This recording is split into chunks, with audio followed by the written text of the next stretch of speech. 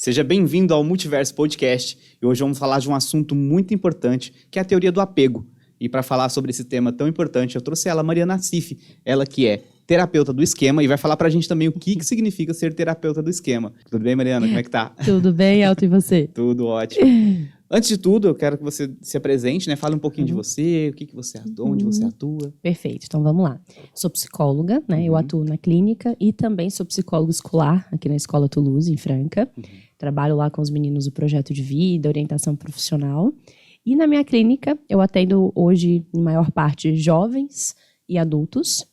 E terapia do esquema, Elton, ela é a maneira como eu vejo o ser humano, vamos dizer assim, a minha lente, né? Porque na psicologia a gente tem várias abordagens, né? Inúmeras formas de entender o ser humano na sua vasta complexidade. Então, a terapia do esquema, ela foi criada pelo Jeffrey Young, né? Então, vamos começar daí. E, basicamente, ela faz um mix, né? Ela é uma abordagem cognitivo-comportamental, ela tem a sua identidade própria, mas ela junta aspectos de outras abordagens de uma forma única. Então, a gente tem tanto as técnicas cognitivo-comportamentais, né? As técnicas vivenciais, que são muito interessantes. Dá para fazer um baita podcast depois sobre isso também, é muito legal. E a gente vai entendendo assim, o que são os esquemas, né? Basicamente, são as lentes que a gente tem para ver o mundo. Então, sabe aquela pessoa que parece que está sempre achando que vai ser abandonada? Ou aquela pessoa que sempre acha que está sozinha? Aquela pessoa que está sempre vulnerável, achando que alguma coisa de ruim vai acontecer? Que tem essas lentes, né? Que em algum momento da vida elas vão ficando um pouquinho disfuncionais, ou muito disfuncionais, né? Dependendo do caso, da situação, da gravidade.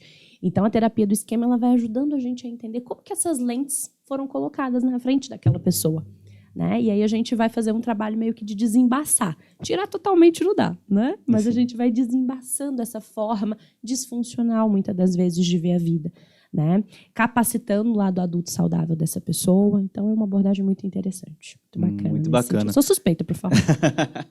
Não, e é legal, né, você trazer esse tema, porque às vezes a gente acha que tem só o cognitivo comportamental, mas como você disse, tem vários, né? Sim. Ele vai derivando para vários lugares, né? Sim, sim. Não, muito legal. Mas hoje a gente vai falar sobre a teoria do apego, né? A gente vai entender essa teoria do apego, né? Como as relações saudáveis podem transformar a vida de uma pessoa, né? Antes de tudo, fala para mim, o que é essa teoria do apego? Perfeito. Então, vamos lá. A teoria do apego, ela começou ali sendo estudada pelo John Bowlby, né? E ele queria entender que ele foi percebendo ali com os bebês, né? Como a necessidade de se vincular, ela é muito importante. Então, ela começa, Elton, para, vamos dizer assim, desbravar esse campo. Então, se todos nós temos a necessidade de nos vincularmos, como que isso funciona? Quais são as regrinhas, o que pode acontecer, o que é importante, né? E o Bowlby, ele sintetizou, ele começou, né? Tiveram outros autores também que foram super importantes. Uma delas, que é coautora, o próprio Bowlby considera ela como uma coautora, que é a Mary Ainsworth, que é muito importante também tudo que ela vai trazer. Mas, basicamente, a teoria do apego ela vai falar da forma como a gente se vincula, da nossa profunda necessidade de proteção e de segurança. E como essa é a base para que as outras necessidades emocionais sejam atendidas. Então, o Bowlby falou, peraí, isso aqui é importante. Isso marca a vida das pessoas, né? E ali ele foi desenvolvendo. Então, quando a gente fala de apego, é para a gente entender, não só nos bebês, mas nós hoje, né, adultos, as questões de relacionamento, né, vivem em alta por aí. Então, como que a gente se vincula? Por que tem gente que parece que fica desconfortável com a intimidade? Por que tem gente que lida bem com isso? Então, a teoria do apego vai ajudar a gente a entender. E construir relações saudáveis, quem não quer, né? Eu ia trazer justamente isso. Você falou da parte dos bebês, né? Então, ele não é somente ali na primeira infância, ele também traz para a vida adulta, né? Isso. Vamos pensar que a teoria do apego, ela é do berço ao túmulo, né? Então, desde quando a gente nasce, a gente precisa se vincular para sobreviver. Que bebê vive sozinho nesse mundo? Morre, não tem como. Né? Então, essa é a prova de que nós necessitamos. Nós somos dependentes uns dos outros. E isso vai até o final da vida, né? Que espero que seja sempre na velhice ali com todo mundo, né? Mas é um sistema que nos acompanha durante toda a vida. É claro que os primeiros anos são muito marcantes. Muito, muito importantes. Os 3 primeiros anos, principalmente. Mas é ao longo da vida, sem sombra de dúvidas. Isso me gera uma dúvida que eu acredito que seja até pertinente, né, para esse nosso tema. Sim. Você fala sobre esse vínculo gerado na primeira infância, né? Quando tá ali, o bebê se conecta geralmente com a figura da mãe, né? Sim, Que é o mais comum, né? É o mais comum. E quando esses pais, eles são ausentes por algum motivo, né? Quais são os impactos que isso pode causar, tanto na primeira infância, quanto, né, na juventude, ao longo da vida? Sim. Então, vamos lá. Quando o Bowlby começou a estudar ali, né, ele fala dessa figura primária do apego. Então, é aquela primeira referência de segurança, de proteção, de regulação emocional, porque isso é uma coisa muito importante da gente dizer. A criança, o bebê, ele não se regula emocionalmente sozinho. Então, uma criança que está ali com medo, que está chorando, ela não adianta você virar para ela e falar, se acalma. Não vai se acalmar, não sabe fazer isso. Ela precisa de um adulto para fazer, para ajudá-la, para se corregular, né? E aí que vem essa figura primária. Então, o que acontece? Nós vivemos num mundo em que o trabalho, né, o papel da mulher na sociedade está muito diferente também. Então, são mudanças significativas que vão impactar quando a gente está falando em apego, né? Então, quando você me pergunta como que a gente faz quando os pais são um pouco mais ausentes, essa criança ela vai se vincular com alguém. Alguém vai ser essa figura primária. Não necessariamente vai ser a mãe, não necessariamente vai ser o pai. Mas alguém vai ser. Pode ser uma babá, pode ser uma professora, né? Mas é quem estiver ali disponível para atender às necessidades dela. E depois, e o impacto disso, por exemplo, tá no, né, os pais são ausentes, e a babá, vamos dizer, o exemplo da babá é que cuida. De repente a babá vai embora e aí? Vamos pensar, olha que bacana. O John Bowlby, que é o autor, ele mesmo, na história dele, ele conta no livro, né? Ele era filho de um médico, vivia para o trabalho, né? Tinha muitos irmãos. Eu não lembro agora se ele tinha 4, mas eram muitos irmãos.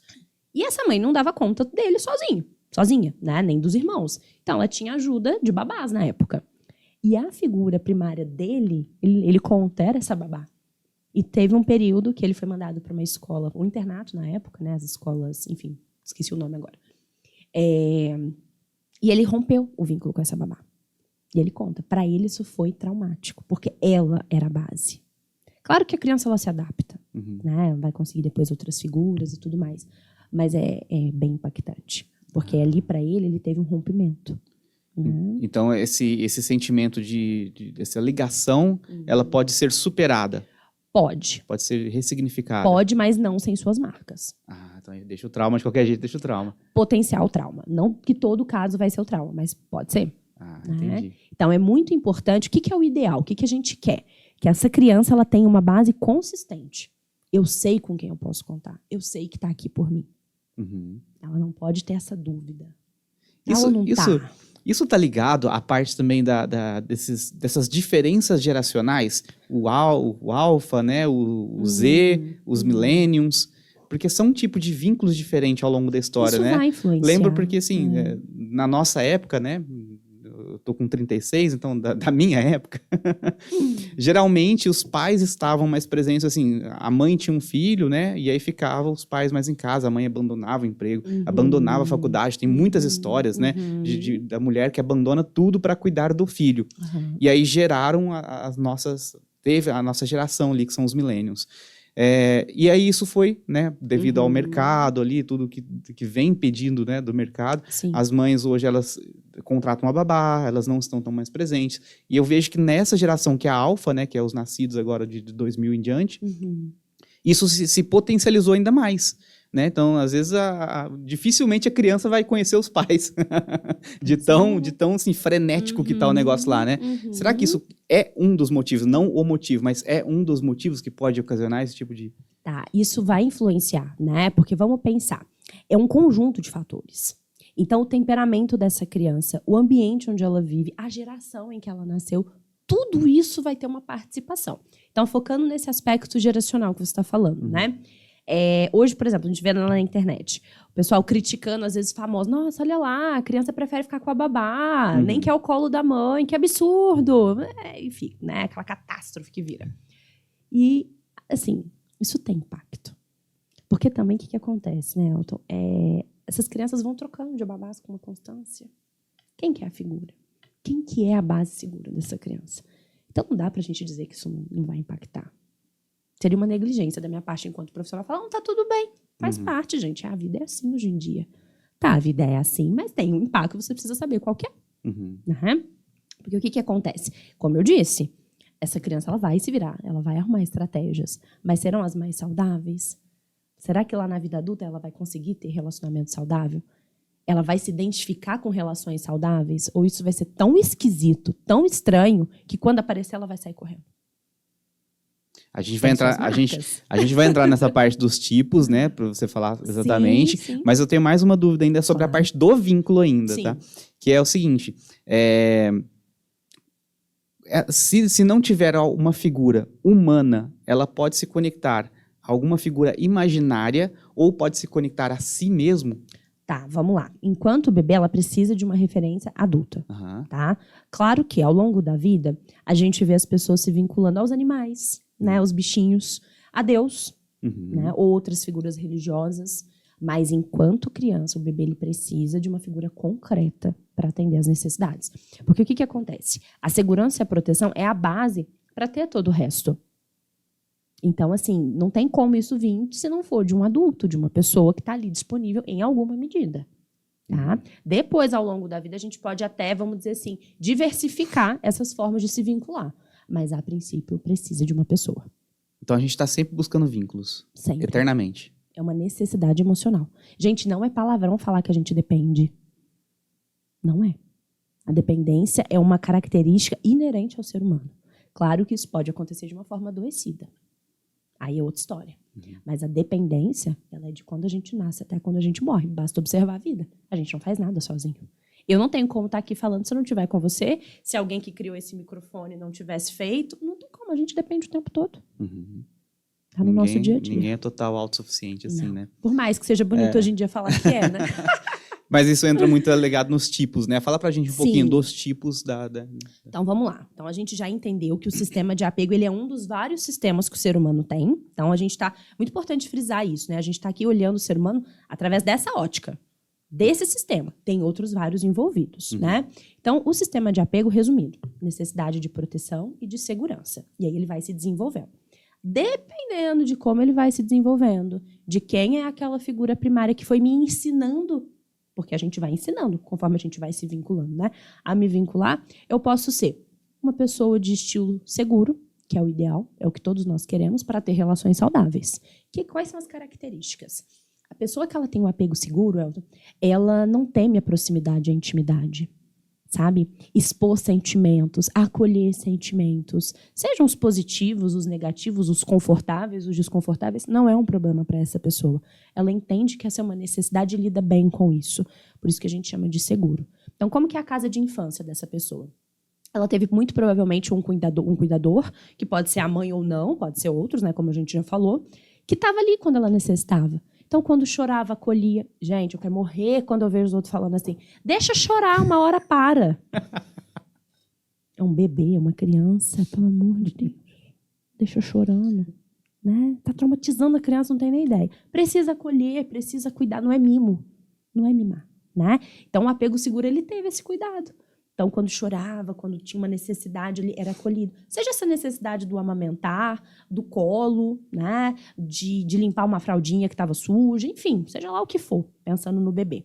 Então, era muito consistente esse cuidado. Por isso, ele fica seguro quando está à proximidade. Eu entendo que o outro vai me cuidar, foi isso que eu aprendi, foi essa minha referência. Mas a gente pode ter também aquele cuidador que, às vezes, estava, às vezes não estava, às vezes estava conectado, às vezes não. E aí a gente gera o outro estilo de apego, que é o inseguro, ansioso. Então, o que acontece? Essas pessoas, elas têm características, e aí vai pensando você aí de casa, né? Você vai olhando, você vai pensar, será que sou eu? Será que não sou? O ansioso, ele... Vamos lá, não vou ficar dando spoiler, deixa eu falar. Ele é muito hipervigil. Então, é tipo assim, ó, nossa, o Elton manda bom dia. Hoje ele mandou bom dia. O que será que ele tem? Tá esquisito. Nossa, o Elton sempre manda lá o emoji de coraçãozinho e 2 de beijinho. Por que hoje ele só mandou um beijinho? Por quê? Porque essa pessoa está sempre prestando atenção. Eu vou ter o cuidado ou eu não vou ter? Está disponível para mim ou não está? E são pessoas que assim, elas não conseguem se sentir seguras. Elas precisam muito do outro. E, ao mesmo tempo, ela não sabe se esse outro vai estar ou não vai estar. Sofrem demais, Elton. Sofrem demais. Né? Por quê? Porque não descansam. São aquelas pessoas que, assim, você não está vendo o que aconteceu? Aí você viu e fala assim, o que aconteceu? Você não percebeu uma coisa sutil, mas ela percebe. Porque essa foi uma habilidade que ela precisou desenvolver. Está disponível para mim ou não está? Lá na infância, ficar tão hipervigil assim foi muito funcional. Né? Mas ali, ao longo da vida adulta, isso vai gerando desgaste nas relações, né? Imagina, às vezes você não está bem porque, sei lá, você teve um problema no trabalho, aí você não vai mandar bom dia, não é nada contigo, me erra, me deixa quieto, né? Mas a pessoa tá, ai meu Deus, o que eu fiz? E sofrem, tadinhos, como sofrem, né? E aí, por conta dessa casa de infância, de um cuidado inconsistente. E a gente tem aqueles, Elton, que assim, não preciso de ninguém para nada. Eu me viro. Né? Fala de emoção, frescura. Coisa de gente dramática. Não preciso disso, sabe? É o mimimi. Mimimi, exatamente. Aquela pessoa, sou bonzão, não preciso falar sobre isso. Né? Não é que não tem sistema de apego aí. Tem, todos nós temos. Mas ele fica hipoativado. Por quê? Muito provavelmente, lá na infância, essa pessoa ela teve cuidadores que não estavam disponíveis para ela. Então, qual que foi a mensagem enviada? Você não é importante o suficiente para ficar sendo cuidado. Te vira aí, dá teus pulos. Né? Então, olha que triste isso. Porque essa pessoa ela passa uma imagem de autossuficiência muito grande. Mas, no fundo, ela simplesmente não teve oportunidades boas o suficientes para entender o quanto se vincular é necessário e saudável. Ela teme isso. Então, quanto mais próximo ela vai ficando de alguém... Então, vamos pensar. Um homem adulto está lá, está saindo, conheceu uma pessoa e tem esse estilo de apego evitante. Na hora que começa a ficar muito próximo, muito íntimo, vai percebendo a dependência começando a acontecer, escapa. Sabe aquele paquera que some do nada? Que não te manda mais mensagem? Que você fala, nossa, o que será que eu fiz? Meu Deus. Às vezes você não fez nada, a pessoa só não dá conta mesmo de lidar com as emoções. Porque é um território muito hostil para essa pessoa, é muito ameaçador. São pessoas que já sofreram muito com a proximidade, então ficam muito desconfiados. E, por fim, a gente tem o desorganizado, que é meio que uma mistura desses dois últimos, do ansioso e do evitante. É aquela pessoa que lá na casa de infância dela, Elton, o cuidador primário, ele era fonte de proteção, dava afeto, mas também era fonte de medo. E aí a gente fala, por exemplo, dos lares abusivos. Então também sofrem bastante, é bem complicado. E aí são tipos de... Porque, igual você falou, sempre há um vínculo, mas sempre esse vínculo é positivo. A forma de vincular vai variar. Né? Então, eu me vinculo de uma maneira saudável, eu me vinculo de uma maneira hipervigil, ansiosa, eu me vinculo sem querer me vincular, eu me vinculo de uma maneira bagunçada, desorganizada, confusa, ambígua. É aí que tá. E aí que entra também a terapia, né? Porque a gente não nasce sabendo dessas coisas. E aí a terapia ela vai ajudando a gente a compreender como a gente funciona. Conhecimento muito poderoso. E quando compreende, a gente ressignifica, a gente perdoa, a gente dá um outro norte, mesmo que se a gente venha nessas qualitativas de apego mais negativos, vamos dizer assim, né? Que seriam os 3 últimos, do ansioso para baixo. Sim. A gente consegue, através da terapia, modificar esse pensamento e começar a ter um apego saudável? A pergunta de 1 milhão, né? Vamos lá. O Antônio Damasio, ele tem uma frase, eu não lembro ela exatamente, mas ele basicamente fala assim, nós não somos seres pensantes, nós somos seres que sentem e conseguem pensar. Basicamente, mais ou menos isso que ele fala. Por que eu pensei nessa frase agora, Elton? Porque só saber não basta. Nós somos seres que sentimos. Então, mudar a cognição é relativamente fácil. Dá para trabalhar rápido. Agora, mudar sentimento, mudar significado emocional, em termos mais da neurociência, né? Mudar a nossa memória límbica, bem mais difícil. É possível. Tem, vamos dizer assim, salvação. Mas é bem desafiador. Sozinhos, dificilmente a gente faz isso. Entendi. Sem boas referências, novos relacionamentos diferentes daqueles que foram na primeira infância, né, ou na adolescência, enfim.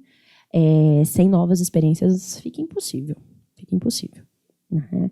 Então, assim, é possível a gente ir alterando, vamos dizer assim, esse estilo de apego, mas é algo extremamente desafiador. Tem que partir muito de uma clareza interna, de uma vontade muito grande interna, de reconhecer e entender que eu preciso sair desse estado. Isso. Tem um pouco dessa questão mais de uma autonomia que você está falando, né? Eu desejar, querer, ter consciência, isso é um primeiro passo, né? Aquilo que não perpassa a minha consciência não está sob o meu controle, mas não é suficiente.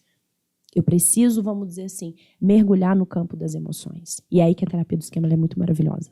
Porque ela vai conduzindo o paciente, o terapeuta vai fazendo ali as técnicas, vai ajudando o paciente, vai conduzindo para que ele consiga fazer isso. Sentimento, que você falou que é melhor, que é mais poderoso do que o cognitivo. Uma forma de te mostrar isso que eu tô te falando. Você já ouviu gente falar assim, eu sei, mas eu sinto diferente. Né? Então, assim, nossa, eu sei, mas tem alguma coisa que me faz fazer isso. Exemplo, todo mundo sabe que fumar faz mal. Por que as pessoas fumam? Não é por falta de conhecimento. Elas sabem, mas tem algo muito forte nelas que foge desse simples querer. Né? Então, é um mix. Tem um pouco dessa questão da autonomia, do desejar, do ter o conhecimento cognitivo para fazer essa transformação, mas o buraco é mais embaixo. A gente precisa entrar no campo das emoções. E nem todo mundo consegue fazer isso. Então, assim, a terapia ajuda muito. Ela é fundamental nesse processo. Fundamental. Mas não é todo mundo que vai conseguir fazer essa transformação completa. Mas a qualidade de vida vai aumentar bastante. Sim. Se você estiver consciente e for tentando, sem sombra de dúvidas, a qualidade de vida aumenta. Com muito. Certeza. A qualidade das relações, completamente diferente. Porque você consegue identificar, né? Então, se eu tenho um perfil, nossa, poxa vida, todo mundo que eu me relaciono chega a um certo ponto que a pessoa me larga, me abandona, me deixa. Meu Deus, será que tem algum problema comigo? Às vezes não tem um problema com você. A questão é, você aprendeu a se vincular com gente que não sabe se vincular. Essa é a tua referência. E às vezes você não tem consciência disso. Quando vem esse estalo, você entende. Fala, então, por conta da minha história, você vai aprendendo a ler os sinais e falar, peraí, aqui é cilada, Bilo. Sai correndo. Você vai falar, melhor não. Significa que você não vai se sentir atraída, talvez, por esse perfil? Não. Mas você vai saber. Já dá pra fazer alguma coisa, né? Já dá pra evitar, né? Já dá pra evitar sofrer algumas questões aí.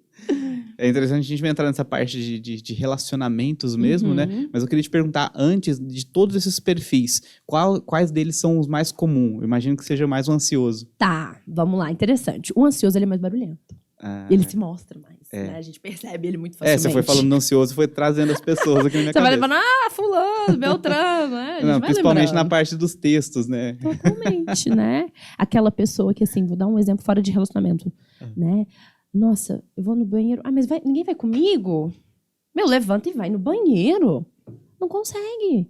O ansioso faz isso? Né? Alguns chegam nesse nível de dependência, de uma dependência não saudável, né? Porque a pessoa não se vê capaz de, por exemplo, levantar, passar e ir no banheiro sozinha, né? Não tem que ter alguém aqui para fazer comigo, né? Então são algumas características aí. Mas vamos lá. O ansioso, ele é muito comum, mas ainda bem, Elton, a gente está recheado de um mundo com pessoas apego seguro. Né? Alguns estudos mostram pra gente que eles ainda são a maioria. Então, se a gente fosse classificar assim, os top 3 é o apego seguro, o ansioso, o desorganizado e o evitante. Né? O evitante tem menos, ainda bem. Ainda bem. Então, trazendo pro relacionamento, né? Sim. Quando esses perfis se relacionam, se correlacionam, qual que é a tragédia disso tudo? Então, vamos lá. Presta atenção aí, vê se você se identifica de novo. O que a gente vê que é mais comum e que aparece muito nas terapias, né, nos consultórios, nas conversas entre amigos, é quando o evitante encontra com o ansioso. Que química que dá isso daí? Porque pensa comigo. O que o ansioso quer? Ele quer proximidade. Ele quer alguém para ser a referência de figura de proteção, de segurança. E quando você conhece o evitante, ele é o quê? Muito bom. Ele é aquela pessoa que fala, eu resolvo. Então se atraem. Então o ansioso olha e fica, é tudo que eu queria num primeiro momento. Em compensação, do lado de lá, né, o evitante, ele olha e fala, nossa, essa pessoa, né, ela mexe ali no campo das emoções. É como se fosse assim, a parte que falta em um no outro se complementam. Só que muitas das vezes, porque as pessoas não fazem a terapia, né? Não se conhecem, ficam terceirizando. Enfim, o que acontece? Um joga pro outro. E aí essa química ela é muito bombástica. Porque fica um tentando suprir o que não tem no outro. Qual que é a questão aí, Elton? Para ser mais direta. O ansioso vai ver nessa pessoa, né, evitante, essa figura independente, capaz de cuidar dela. Então, ela vai buscar. Só que quanto mais ela busca, menos o evitante quer. Por quê? Porque a proximidade não é uma coisa que ele sabe lidar bem. Ele se sente ameaçado com isso. Então, parece, a pessoa está invadindo a minha independência, está invadindo o meu campo, isso é perigoso, eu não quero. Aí, briga, por exemplo, se afasta. Para de conversar, termina a relação, enfim, aquela coisa meio caótica, né? Isso também faz com que a atração seja muito grande. Infelizmente, as pessoas aprendem a não ter relacionamentos tranquilos. Parece que tem que ter uma emoçãozinha, assim, né? Que é outra coisa super problemática. Mas, enfim. E aí, nesse afastamento, o que acontece? É aí que o evitante ele sofre um pouquinho mais. Ele começa a perceber, poxa, mas a pessoa ela era boa. Ela era legal. Acho que eu vou voltar. Aí o ansioso está lá, já sofreu, já chorou, já tá, né? Aí está se recuperando. Aí ele vem. Aí procura. Ninguém nunca passou por isso, né? Eu estou inventando histórias da minha cabeça. Ninguém nunca passou por isso, não. Aí, de novo. Então, eles, por um tempo, conseguem ficar. Aí, na hora que fica muito íntimo, então fica essa coisa confusa, sofrida, né? Que perpetua padrões disfuncionais. Então, qual que é o grande desafio aí? Encontrar qual que é a zona comum, tanto de um quanto de outro, confortável para esse relacionamento. Eu não estou dizendo que um ansioso e um evitante, eles não podem ter uma relação. Mas é desafiador, muito desafiador. E aí a gente precisa dos princípios do apego seguro para esses dois, para ajudar eles, né? Então, por exemplo, a primeira coisa é ter essa autoconsciência, né? Eu funciono assim, eu tenho essa dificuldade, então eu não lido bem com proximidade. Do outro lado, poxa, eu não lido bem com a tua ausência, isso me ameaça. Eles precisam ter essa clareza, né? Esse empenho em fazer essa relação dar certo, senão fica muito caótico, muito caótico mesmo. Né? E aos pouquinhos aprendendo, como eu falei, os princípios do apego seguro. Então, não fazer joguinho, sabe? Ai, não me manda bom dia, não vou mandar também. Quer? Manda, você quer mandar, fala. Eu não, você trouxa. Ai, meu Deus do céu, que preguiça. É um parto, né? É um parto. Você não quer falar? Fala. Né? O que eu escuto muito dos meus adolescentes, assim, eu fico, ai, meu Deus. Os outros adolescentes de 30, 40. Tem também. Que falam assim, né? Eu não posso falar isso que eu tô pensando, eu não tenho esse direito. Fulano vai achar que eu tô cobrando. Tá, mas você não tá falando algo, porque parece que assim, uma coisa simples, você compartilhar algo que você pensa, algo que você espera daquela pessoa, é como se você estivesse obrigando ela a casar com você. Então, gente, o que é isso? Pode, isso é importante, isso é princípio seguro. Eu dizer da minha necessidade, porque você não tem bola de cristal, como é que você vai adivinhar? E do mesmo lado, o outro, não, você tem que dar conta do seu, se vira aí. Não, a gente não se vira aí. O bem-estar do meu parceiro é uma responsabilidade minha também, não só minha, mas é também. E o meu bem-estar é uma responsabilidade minha e do meu parceiro. É uma coisa que a gente constrói. É aquela dependência saudável. Não dá para ser isso ou aquilo. Então, isso aos poucos vai sendo inserido nesse relacionamento também. Então, essa autoconsciência, esses princípios seguros, igual eu estava falando, são muito importantes. Se não tiver essa disponibilidade e esses princípios aplicados na relação, dificilmente dá certo. É possível o mesmo indivíduo ter dois desses princípios, não? Você fala dois estilos de apego? Dois estilos, isso. Não. A gente tem uma base, né? Porque o que acontece? A gente está falando de estilo de apego, mas uma linguagem mais técnica, é um modelo interno de funcionamento. Então, é aquilo que a gente internalizou de como o mundo funciona. O que eu posso esperar de mim, o que eu posso esperar das pessoas, né? E isso tem uma tendência a ser duradouro. Por isso que é tão difícil mudar. Tá? Mas dois ao mesmo tempo, o desorganizado, que é um misto. Mas dois ao mesmo tempo, não. Tá. Então, você não encontra a característica. Por que é importante você prestar atenção com quem você se relaciona? De repente, eu sou apego seguro. Aí eu me apaixono por uma pessoa evitante. O apego seguro, ele não está seguro no sentido de ter a garantia. Não tem. Isso é mutável, por mais que tenha uma tendência a permanecer. E ali eu estou naquela relação com aquela pessoa. E vai, e vai. E anos vão se passando. O meu estilo seguro, ele começa a ficar ameaçado por esse estilo evitante, por exemplo. Então, eu posso ter uma troca. Eu começo com princípios mais seguros e na hora que eu vou ver, poxa vida, eu era de tal maneira, não sou mais, está diferente. Isso a gente vê muito em relações abusivas. A pessoa ela vai se perdendo ali, né? Inclusive nesse estilo de apego, isso pode acontecer. Mas dois ao mesmo tempo, não. Porque o seguro, quando entra em um relacionamento, ele está esperando o mesmo vínculo que teve na primeira infância. Ele tem boas expectativas. Tem boas expectativas. Isso. E aí vem com o evitante vai lá e dá aquele balde de água fria.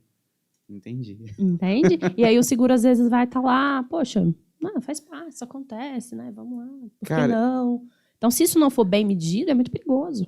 Eu vou mandar um e-mail pro pessoal do Tinder para colocar. Colocar uma tag também. Lá é a terra dos evitantes. Eles adoram. É a terra dos evitantes? Adoram. Fala um pouco mais sobre esse perfil de Porque, Tinder. vamos lá. O evitante, ó, o que acontece? Ele não quer esse negócio de intimidade. Então, assim, o sexo casual é maravilhoso pro evitante. Porque ele vai lá, supra as suas necessidades do seu sistema sexual, que é um outro sistema que a gente tem, e boa, vida que segue, né? Uma pessoa de apego seguro, ela não pode desejar isso também? Claro que pode. Não é um absurdo, assim, tipo, ai, meu Deus do céu, nunca vou encontrar, né, lá no aplicativo uma pessoa apego seguro. Não, tem também, mas vai ter menos, né, muito provavelmente. Então, assim, você tá falando me perdi aqui, dos Tinder. perfis, né, igual você falou do Tinder ali. Então, você tá conversando, viu que é aquela menina, aquele cara que, pô, de segunda a quinta conversa 24 horas, deu sexta, sumiu. Pode ser que tenha tido uma questão, tal, mas insistentemente isso vai acontecendo. Você começa a falar de, vamos encontrar. Não, nunca dá, tá sempre indisponível. Leia os sinais, presta atenção. E do mesmo lado, do mesmo jeito, do outro lado, aquela pessoa que tá, tipo assim, 24 horas. O que você tá fazendo? Presta atenção. Não ignore os sinais, saiba ler. Entenda como isso vai te afetar.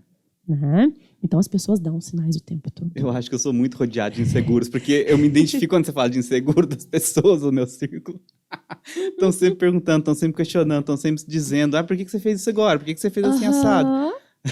Vamos lá, vamos te dar um exemplo. Vamos imaginar uma situação, você tá lá conversando com uma pessoa, e aí você tá aqui gravando um podcast, né? Às vezes a pessoa pegou e te mandou uma mensagem. E você tá aqui no podcast e tal, você não vai responder, porque você tá ocupado, você tá trabalhando, né? Faz parte, você tem uma vida além dessa relação. Aí a pessoa, se ela for um apego seguro, ela vai falar, poxa, nesse horário que eu mandei mensagem, eu costumo estar trabalhando. Deve estar tudo bem. Depois ele vai me responder. Agora, se for ansioso, ele vai ficar, com quem que ele tá? Olha aqui, online há 50 minutos atrás. Por que ele não tá? Deve estar pronto, mas só pode. Eu sabia. Por que eu fui confiar nele? E cria um mundo. Claro que um mundo de desgraça. Nunca é um mundo feliz, é um mundo da desgraça. E sofre com isso, porque às vezes depois você volta, tá tudo bem. Só que não basta.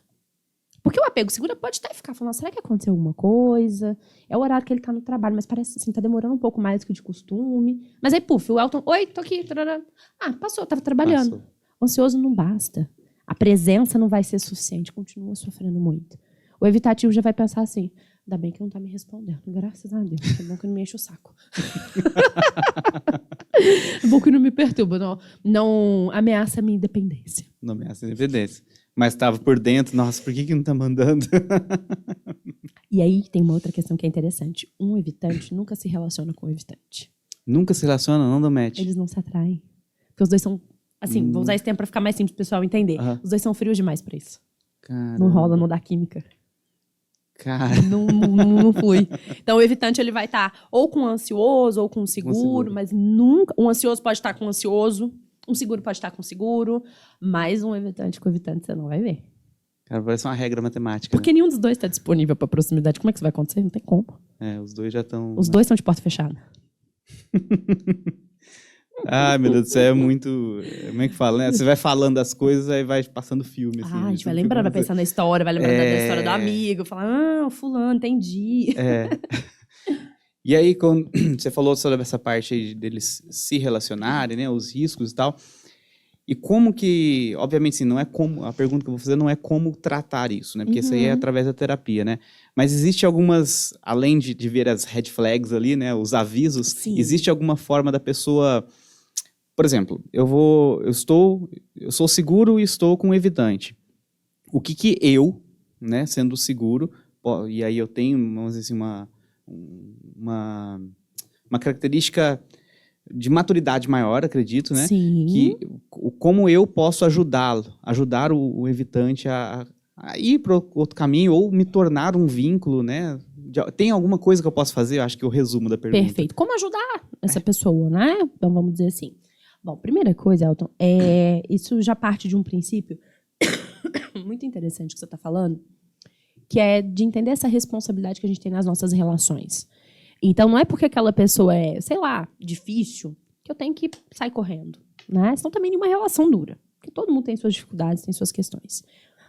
Mas como ajudar? Primeira coisa, a gente precisa entender o nível de consciência e de disponibilidade que essa pessoa tem para entender como ela tem vivido a vida e os prós e contras disso. Porque, vamos lá, na sociedade que a gente vive hoje, cara, é vantajoso você ser uma pessoa que se vira, autossuficiente. E mais, isso é vangloriado. Então você não vai querer abrir mão fácil. Agora, se você, pessoa do apego seguro, consegue ir mostrando para essa pessoa, poxa, isso aqui é tão legal, é tão gostoso, né? Percebe? Como que você se sente quando isso vai acontecendo? Não é interessante, por mais que seja estranho. Mas ser estranho não significa que não é bom. É só estranho, porque é desconhecido. E essa pessoa começa, até que é. Né? Ou seja, ela vai se colocando ali disponível, a porta está aberta, você consegue acessar, cara. E aí você vai colocando esses princípios seguros. O que isso quer dizer?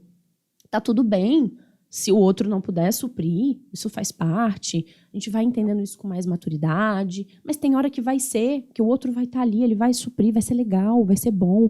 E como é bom poder curtir, poder viver esse outro lado também. Você dá conta, vamos lá, vamos fortalecer. Né? Eu estou aqui e ser consistente no vínculo. O parceiro precisa ser consistente. Porque o evitante, ele vai estar de olho também. O hipervigil é o ansioso, mas o evitante ele também vai estar olhando. Ele vai estar atento de alguma forma. Então, se você fala, mas não é consistente nas suas ações, não adianta nada. Essa pessoa não vai se abrir. Agora, se você, através principalmente dos seus comportamentos, mostra esses princípios de um apego seguro, tem uma chance aí. Tem uma chance aí. O mesmo se aplica para o ansioso também. A gente falou do evitante. Sim. Tem características diferentes de abordagem? Tá, vamos lá. O ansioso, o evitante, você não pode chegar demais. Né? Então, eu, Mariana, sou uma pessoa muito afetuosa. Então, quando eu recebo paciente, tal, eu gosto de dar abraço, tal. É meu jeito. Só que eu preciso entender com o que é que eu tô falando. Se eu tenho um paciente que ele já me mostra características mais evitantes, eu não vou chegar e dar beijo e abraço. Essa pessoa ela vai espanar comigo. Então, às vezes, eu vou começar com tudo bom? Vamos lá, né? Aos pouquinhos. E ali na conversa, no jeito, a pessoa fala, poxa, eu tô gostando, tá sendo confortável. Agora, um ansioso, por exemplo, é aquela pessoa que ela vai chegar, você vai dar aquele abraço mais caloroso, eu tô aqui por você, tá tudo bem, eu acredito que você dá conta. Uma outra abordagem, mais incisiva, mais clara, mais emocional, que é a língua que aquela pessoa fala. Então, essa adaptação a gente precisa saber fazer. Né? Então, o evitante precisa de um pouquinho mais calma, vamos dizer assim. O ansioso, ele dá conta de um pouco mais de entrega. Mais de afeto, mais de vínculo ali, né? Demonstrar mais. Precisa disso de forma consistente. E aí é ter essa constância, né? Essa constância acaba quebrando, né? Porque, como você disse, o ansioso ele tá sempre com o pé atrás. Mas vai chegar um momento que ele fala assim, não, eu passei 10 anos com o pé atrás, até agora não aconteceu nada, eu vou dar mais meio passinho. É assim que funciona. Entende? Porque assim, vamos pensar, essa pessoa ela veio de um lar em que às vezes ela tinha apoio quando uma situação ruim acontecia na vida dela.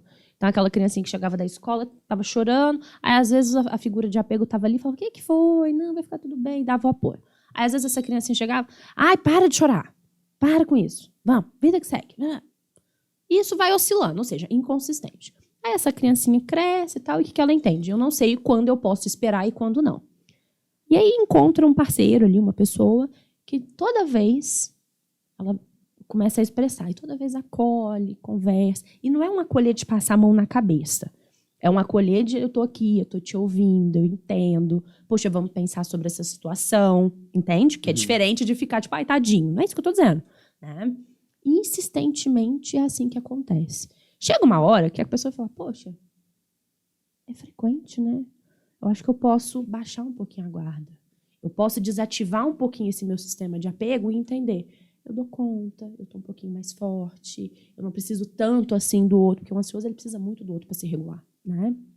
E consegue constituir um pouco mais dessa capacidade porque teve um modelo mais seguro para isso. Entende? Não, é interessante.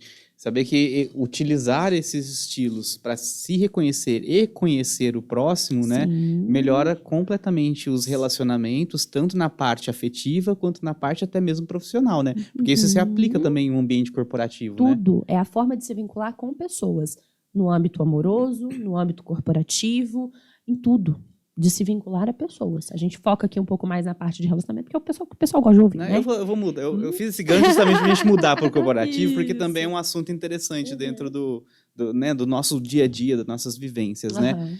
Onde esses perfis mais se encaixam dentro do corporativo? Existe, aliás, a minha pergunta é, existe, né? Existe, assim, perfis de liderança geralmente são mais, perfis de diretoria são mais... Tá. O ideal, Elton, é que a gente tenha no perfil corporativo de liderança uma pessoa apego seguro. Sem sombra de dúvidas. A gente quer o seguro lá. Por quê? Porque ele vai saber acolher aquela equipe, ele vai saber entender quais são as demandas, ele vai se ligar às necessidades, né? E vai conseguir ser essa figura realmente de liderança, tá? Significa que é uma garantia? Não. Aí depende de como as empresas vão valorizando esses aspectos. Porque o evitante, ele é muito, mas muito prático. Ele entrega o que precisa também. E lembra que eu falei? No mundo que a gente vive, isso é valorizado. Não necessariamente aquela pessoa boa em relações interpessoais, mas ela é boa na técnica, ela é efetiva no trabalho. E dependendo da empresa, ela pode valorizar mais isso. Né? Então a empresa é uma máquina de evitantes. Pode ser, dependendo da empresa. Da mesma forma, um ansioso. Às vezes, ele vai se perder um pouco ali no seu fazer. Não vai ser tão autoconfiante, mas vai saber ver tudo o que acontece, entender, porque ele é hipervigil. Então, ó, tem alguma coisa acontecendo aqui, presta atenção. Vai dar ruim ali. Ó, aqui é uma boa, vamos entrar aqui. Ele vai ter essa habilidade. Então, assim, pacote completo mesmo é apego seguro. Mas cada um tem suas habilidades e suas dificuldades, né? Mas se a gente for pensar no ambiente corporativo, o ideal é que as empresas busquem as pessoas mais seguras, que saibam lidar com as emoções, né? Que entendam como acolher, como se colocar, que tenham essa responsabilidade emocional mesmo. Mas aí o seguro, a gente trabalha nele essas características que tem, que são... Eu estou trazendo por corporativismo, Tá. não me entendo assim, eu vou dizer assim, eu vou beneficiar uma característica que é negativa para aquele que sofre, né? Então, dentro de um ambiente corporativo, como você disse, é muito mais valoroso eu ter um evitante, porque ele entrega, ele é prático, ele não vai reclamar, ele sempre vai fazer o que precisa ser feito. Mas para a pessoa, isso obviamente desastroso dentro de si, né? Não ter essa dificuldade do relacionamento interpessoal e tudo mais. Mas aí a minha pergunta é a seguinte, o seguro, eu trabalho essas características que tem no outro, que aí, por exemplo, eu preciso de alguém que seja vigiante o tempo inteiro, que consiga entender todas as características, que olhe como um todo e consiga entender onde que precisa ser aplicado cada coisa, que entregue sem questionar muito, faça a coisa acontecer e ainda assim seja uma pessoa madura sentimentalmente. Que beleza, né? Que fácil, não? Mas é possível trabalhar as características? Claro, claro. É a questão contextual, né, Elton? Então, assim, eu ser ingênua é muito perigoso. Eu ser hipervigil também pode ser. Lembra do que eu falei? Lá na casa de infância, aquela característica foi muito funcional. Então, se eu não sabia se eu ia ter ou não cuidado, ser hipervigil é bom. Mas isso fica ali meio que cristalizado. Lembra do que eu falei? Tem uma tendência a permanecer. Só que o contexto mudou. Eu não estou mais naquela casa. Eu não estou mais, sei lá, naquela escola com aquela professora. Eu já estou em outros ambientes, com outras pessoas. Eu preciso me adaptar. Então, assim, a característica em si não é ruim. Depende do contexto em que ela está sendo colocada, né? O quanto aquilo ali está sendo ativado ou não. Percebe? Mas isso que você estava falando do evitante, né? A nossa sociedade, ela reforça muito essas características. Então, isso mesmo, faz o joguinho de interesse, né? De disputa ali. Poxa vida. Não é o que a gente quer. É um termômetro que a gente já vê acontecendo, né? Numa sociedade que cresce cada vez mais evitante, mesmo ainda você falando que é a maior, ainda é o saudável, né? Mas do jeito que as coisas estão acontecendo, a influência das gerações, a gente pode ver uma mudança significativa acontecendo. Bem significativa. Tinha uma pergunta que eu guardei e eu esqueci de fazer na hora do contexto, então eu vou voltar um pouquinho na parte do relacionamento, que você falou assim, ó, que a gente estava falando justamente sobre... Eu sou o tipo seguro, né? E aí eu tô ali com o evitante e tal. Como eu quebrar isso? Aí você falou para mim, né?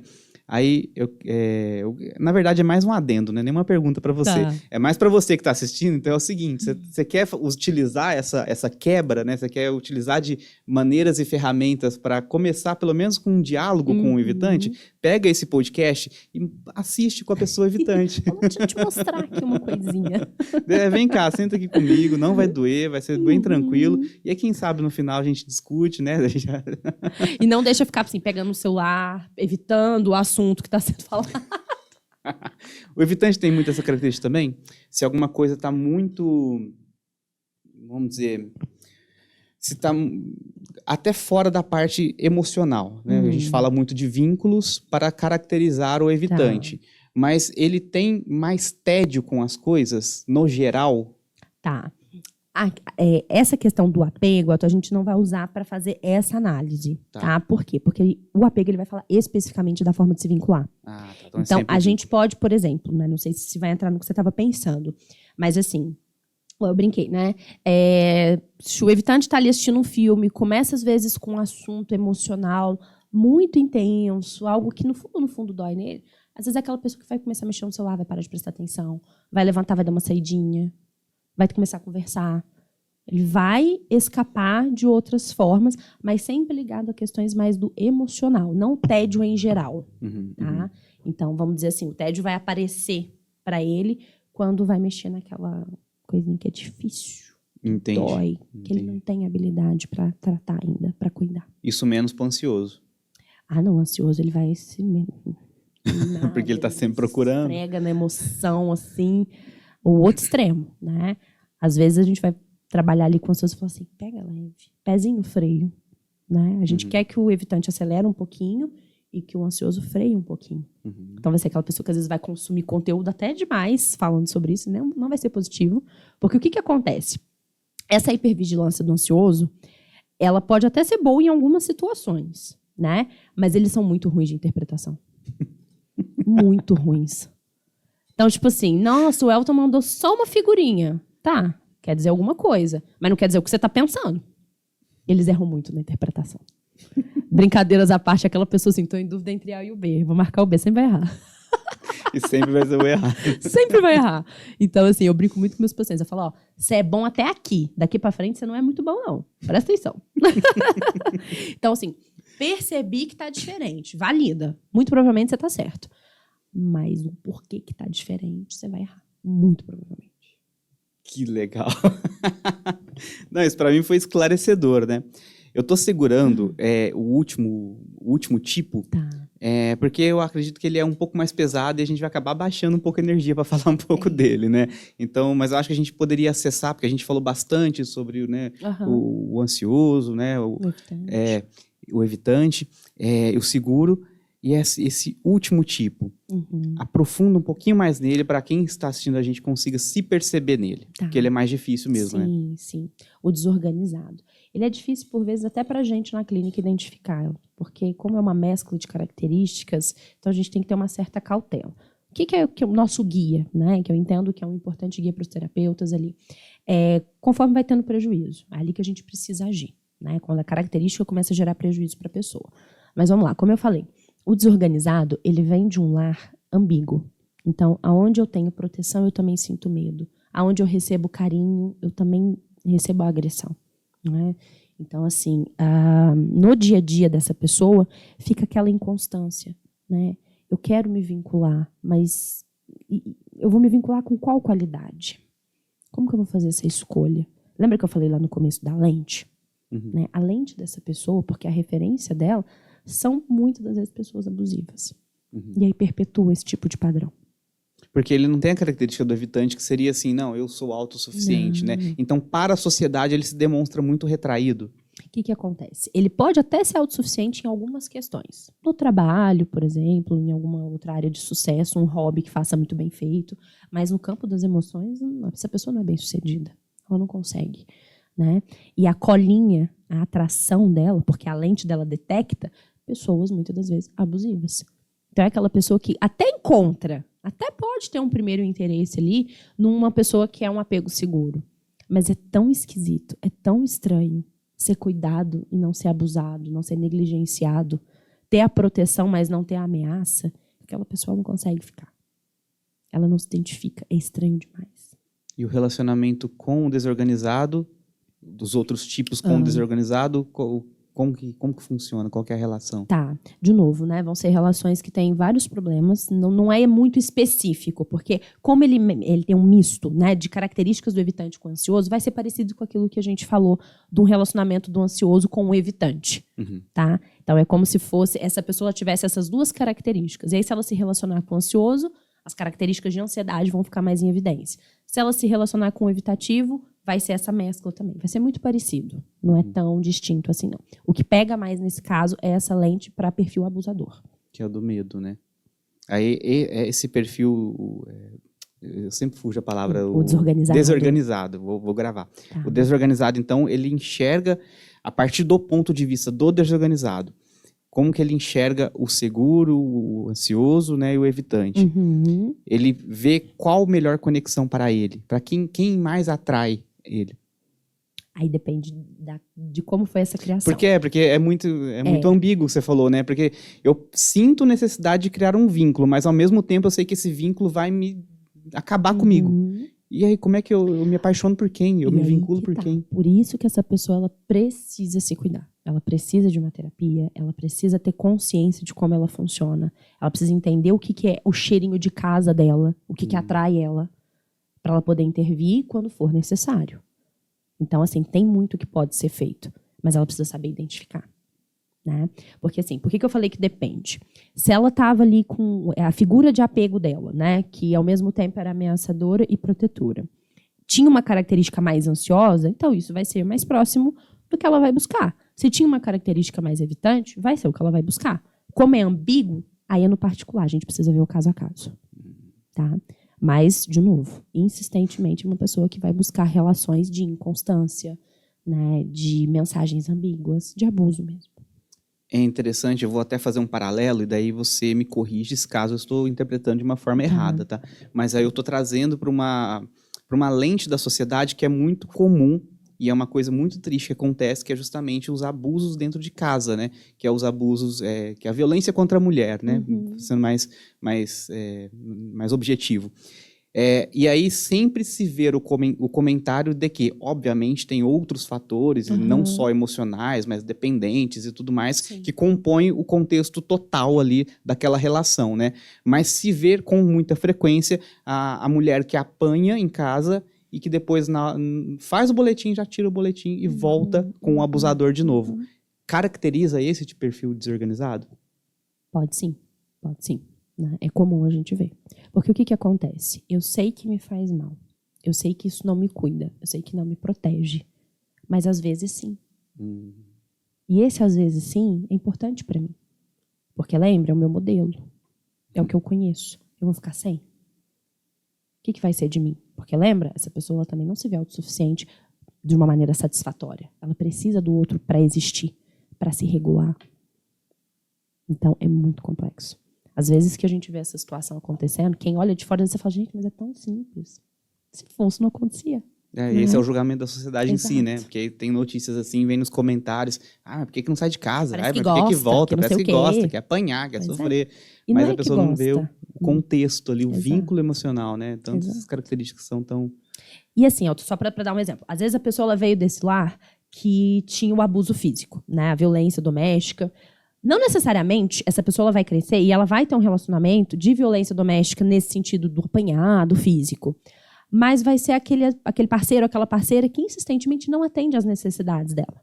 Não vai bater, mas não vai te ouvir no final do dia. Não vai dar muita bola pro que você gosta ou não gosta. Se você fala que você quer, sei lá, hoje eu quero o restaurante X. Não, mas a gente vai nesse. Não tem voz nenhuma. São outros tipos de negligência e de abuso, que também são impactantes e significativas. Então, assim, não necessariamente vai ser um espelho. Né? Eu vi violência física, eu vou reproduzir. Não, pode acontecer, mas não.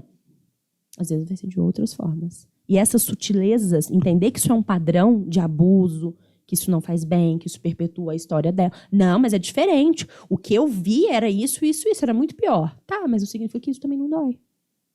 Não significa que também não é ruim. Só que sozinha a pessoa não consegue entender. Por quê? Porque é a referência dela. Essa última frase foi legal. Sozinha a pessoa não consegue entender. Uhum. Para quem nos assiste, qual o incentivo você diria para a pessoa buscar, vir trazer? Falar assim, não, você precisa se enxergar assim, vem aqui comigo que eu te ajudo. Não só comigo, né? A gente está falando a nível Brasil, basta encontrar, né, profissionais qualificados. Sim. Mas, obviamente, aqui em Franca tem você que já é especialista nesse tipo nos tipos, né, de apego. Sim.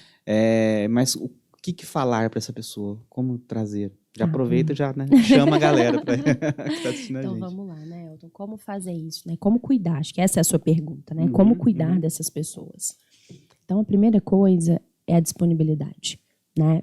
Você precisa de uma rede de apoio disponível para você. Então, você perceba que mesmo que seja estranho, você fala, nossa, estranho vir aqui, essa pessoa fica me ouvindo, ela presta atenção, meio esquisito, não sei se eu gosto. Dá um tempo, dá uma chance, né? Aquele terapeuta que está ali disponível para cuidar, para acessar as emoções. O terapeuta não pode ter medo de emoção, tem que deixar vir. É desconfortável às vezes, é difícil, mas é ali que está a cura, no sentido de um cuidado com essa história, com o que essa pessoa precisa, né? Tem uma expressão que a gente diz que são experiências de reparação emocional. Então, a terapia ela é uma forma de reparação emocional. As novas relações que essa pessoa vai ter ao longo da vida são formas de reparação emocional. Ninguém nasce condenado. A gente pode, sim, mudar o curso da nossa história, né? Assumir essa responsabilidade. E se você tiver alguém ao seu lado para fazer essa caminhada, para se vincular, para ser essa base segura para você, e esse alguém pode ser seu terapeuta, não hesite em buscar. Por isso que eu falo, Elton, a terapia é para os corajosos. Não é fácil a gente se vulnerabilizar e falar para alguém, fica do meu lado, me ajuda. Não é fácil, mas é muito necessário. E a cura está aí, né? Eu me emociono quando eu falo, porque é muito bonito, né? Quando a gente está do lado, enquanto profissional, né, enquanto psicólogo, eu falo, eu acho inadmissível eu ser psicóloga e não saber como é sentar do lado de onde meu paciente senta. Então, é bonito tanto quando a gente é terapeuta quanto quando a gente é paciente. Né? Eu sou os dois. Eu experimento as belezas dos dois lugares, as dores dos dois lugares. Então, busque a rede de apoio. Não entenda que você tem que dar conta de tudo. Não acredita, né, nesse bichinho que fica falando na tua orelha. Você está sozinho no mundo, você não dá conta. Não, ninguém está nem aí, não. Teu problema é só seu. Não acredita nisso. Né? Não deixa essa fala que perpetua abusos, sofrimentos, negligências na tua vida continuar. Né? Vamos romper. Acho que isso é o que fica. A gente precisa romper. E para isso tem que assumir. Chamar o nosso adulto saudável, né? E falar assim, essa bucha é minha, eu vou cuidar dela. Né? Eu preciso assumir. Entender que nós somos gente porque nós precisamos de gente. Exatamente. Né? Nós somos um todo, então temos que realmente contar com essa rede de apoio. E é lindo contar com rede de apoio, quando, obviamente, ela é uma rede saudável. Né? Mas eu não tenho uma rede saudável. Vamos buscar. A gente não pode ficar dependendo da sorte, do acaso, do destino. A gente constrói de forma ativa a nossa rede saudável. Né?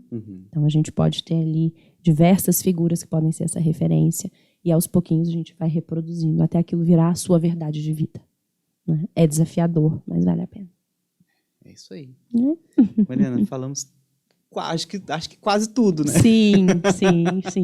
Deu para explorar bastante o assunto. Alguma coisa, uma pergunta que eu não fiz? Tudo mesmo. Eu acho que só para afirmar bem isso para o pessoal, a gente está falando aqui de uma ótica, de um sistema dentre tantos que o ser humano tem. Né? Então, assim, a gente usa essa lente, essa ótica da teoria do apego, junto a outras, não é só isso, né? Temperamento também importa, a geração, a cultura, tudo isso também importa. A gente já falou de um recorte aqui, que já vai ajudar bastante. Mas é um grande recorte, né? Nossa, parece que é a base. Exatamente. Porque justamente nasce ali na primeira infância. É a base. Exato. E eu acho assim, muito pobre, acho que é a palavra, quando eu vejo muitas pessoas julgando outro ser humano como se fosse preto no branco. Fala assim, a pessoa é assim porque é assim, pronto. 1 mais 1 igual a 2. Mas, gente, para quem estuda a mente humana, e aí você tem que considerar a psicologia no campo da mente, né? A sociologia no campo cultural, onde ela está inserida, onde ela nasceu, de onde ela veio, quais foram os fatores que influenciaram toda ela para chegar naquele ser humano que está aqui na nossa frente. E aí você tem todas as outras segmentações que, né, que constitui, que produz o outro ser humano na nossa frente. E é completamente difícil, assim, dificílimo você olhar para aquela pessoa e falar assim, não, você é assim por isso, 1 mais 1 igual a 2. E aí eu fico triste quando eu vejo as pessoas julgando a outra com preto no branco, sem entender todo um contexto que existe por trás, que é grandioso, né? Condena aquela pessoa, né? Uma coisa é a gente entender, como eu posso dizer, não a causalidade, mas a correlação dos fatos da vida da pessoa. Então, a época em que ela nasceu, a família, o temperamento dela, né, os fatores de personalidade, a forma como ela aprendeu a se vincular, tudo isso a gente compreende para poder falar, tá, entendo por que você funciona assim, mas isso não te condena. E a diferença desse 1 mais 1 igual a 2 é porque tá condenado, sempre vai ser assim, nunca vai mudar. Né? Então, eu entendo que desta maneira a gente tem esse resultado, mas isso aqui é passível de mudança. E essa que é a beleza. Né? Eu sempre falo que seres humanos, eles buscam sempre a superação.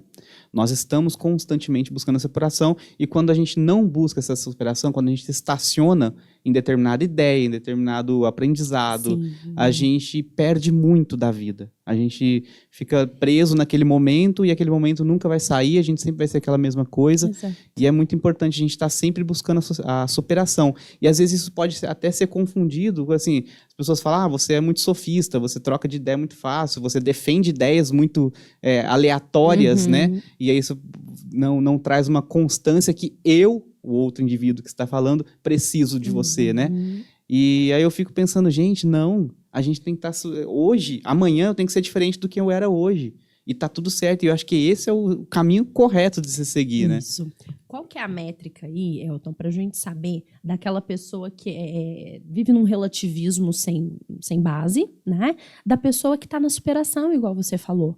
Que está evoluindo, que está exercitando a neuroplasticidade, que é uma coisa linda que o nosso cérebro tem, que é a capacidade de se adaptar. E é necessário, isso é super funcional na vida. Então, qual que é a diferença, né, do primeiro caso para esse segundo? A pessoa ela tem compreensão. Quando ela compreende por que ontem eu pensava A e hoje eu estou pensando B, é isso que a gente quer. Não é aquela pessoa que só, né, vai lá, Zeca Pagodinho, deixa a vida me levar, a vida leva eu, hoje é A, amanhã é B. Não! Ela entende. Realmente, antes eu falava A, mas eu entendi isso, e hoje eu entendo que o B é o que é bom. E amanhã eu sei e tá tudo certo. E se eu compreender que tá tudo certo? Isso não é aquela pessoa, né, relativista, tanto faz. Não. Essa é uma pessoa engajada com a vida, saudável. Né? Eu que trabalho em escola. Se eu quiser colocar lá o método de ensino dos anos 70, hoje, loucura. Não faz o menor sentido. A nossa sociedade evoluiu, o quanto que a gente aprendeu. Eu trabalho com alunos que não são os alunos daquela época. Jamais aceitariam o que acontecia. Não faz sentido. Não parece absurdo? E por que no campo emocional, nas nossas opiniões, na nossa forma de enxergar a vida, a gente vai se escandalizar? Faz parte, essa mudança é necessária. Ela é saudável.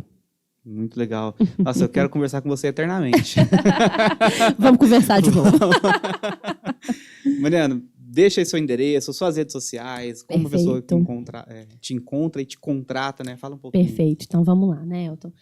Como eu falei, né, eu trabalho com a parte da psicoterapia, eu atendo adolescentes, adultos, casais também, né? Eu não falei no comecinho, mas eu também trabalho com casais, gosto muito desse trabalho.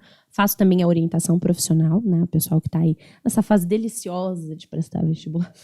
Pouco sofrida, né? Então a gente ajuda também essa meninada. Atendo aqui em Franca, tanto presencial quanto online, tá? Ali na Rua Voluntários da Franca. E para me encontrar, então tem ali o Instagram, psicóloga Mariana Nassif, Nassif. O Nassif é diferente, né? Porque tem outros, então é bom explicar.